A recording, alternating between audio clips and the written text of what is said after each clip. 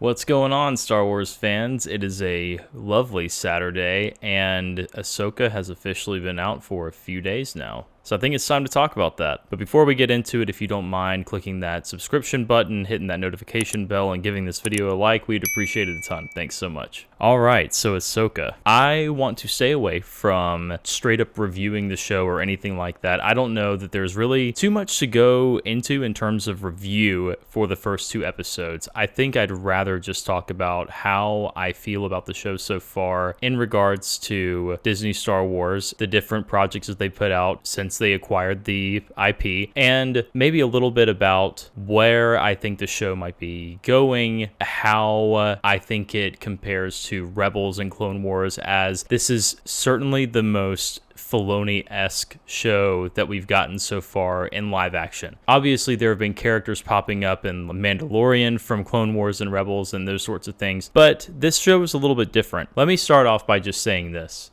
I think Ahsoka is great so far. I really, really do. I've avoided any sort of review, critique, anything online until I created this video, just so I could go into it with as level-headed thoughts as possible. And let me tell you something. Right off the bat, Ahsoka hooked me. They hooked me before a single character popped up on the screen. And do you know why? If you're a Star Wars nerd, you probably know why. They did a crawl. A crawl. We haven't gotten a crawl outside of any Star Wars movie or show or anything of the sort except for the core trilogies, the prequels, the original trilogy, and the sequels. This is the first time that we've gotten a crawl like this. Yeah, it's not a traditional movie crawl, and I think that that's cool. I think that it's good that they gave some separation there. But, man, how stinking cool was it to see I think that really what that boils down to is it's Dave Filoni saying,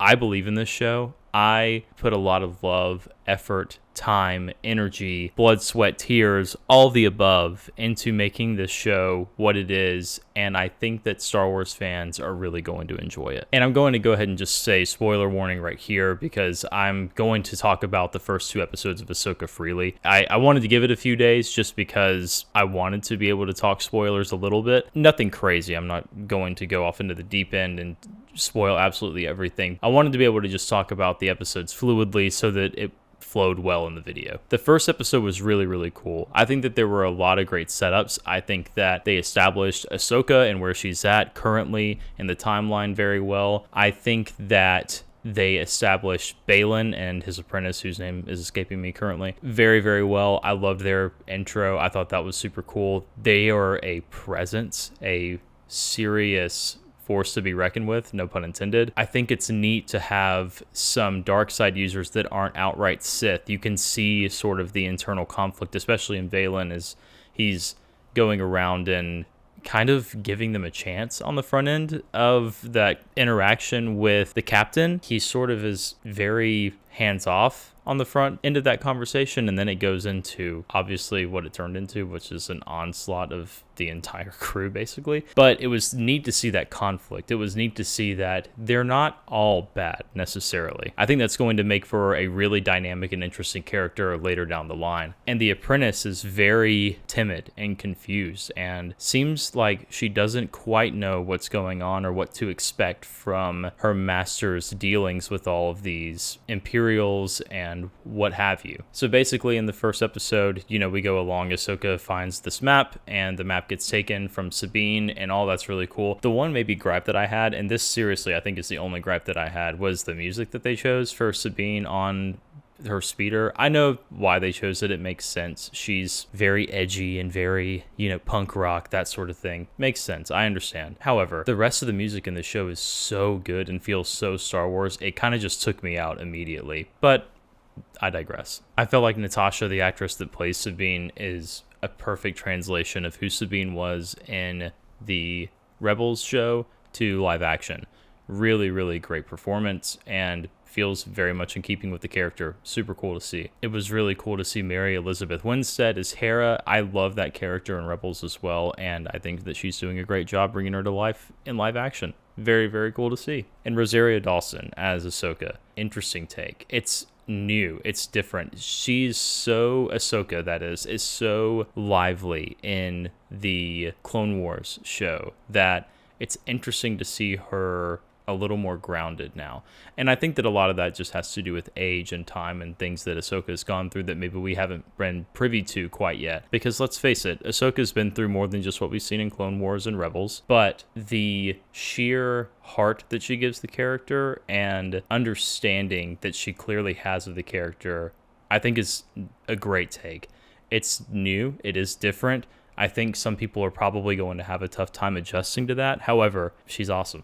It's neat to see these characters come to life. And the standout for me was Chopper, which probably sounds very, very silly. But my gosh, the whole interaction between him and Hera when they're flying away and they're chasing the droid that got away or whatever it was. I don't remember exactly. Don't knock points off just for that. But the interactions that little droid has with Hera, they're so much fun. It's so fun to see those actions translated as well as they have from Rebels to live action. And then all of the stuff with the Space Witches and Dathomir and all of that is very, very interesting to find Thrawn. I think that all of that's going to be really, really cool.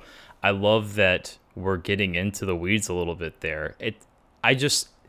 I think that what this show is doing for me, at least in the first couple episodes, I know that we're not at the end, and I know that Disney typically fumbles towards the end of these shows, and not just Star Wars, but Marvel especially, like all this stuff, I understand. But I think that Dave Filoni has a very clear through line that he's trying to get across, and it seems evident that this show is going to take us from point A to Z by the end of the show, or maybe why, whatever. And then by the end of it, we are going to know exactly where the characters are headed towards this culmination movie that they're doing between Ahsoka, Boba Fett, and Mando. I think that it makes a lot of sense to do it that way. And even if some of those shows have missteps and aren't my favorite Star Wars entertainment, there's still lots of enjoyable moments. I think that a lot of that stems from the characters that have come from Rebels and Clone Wars and that sort of thing. So this show, as effectively, at least it seems that it's sort of a Rebels season 5, I think that it's going to be cool to follow along. But I'm going to leave it there for today.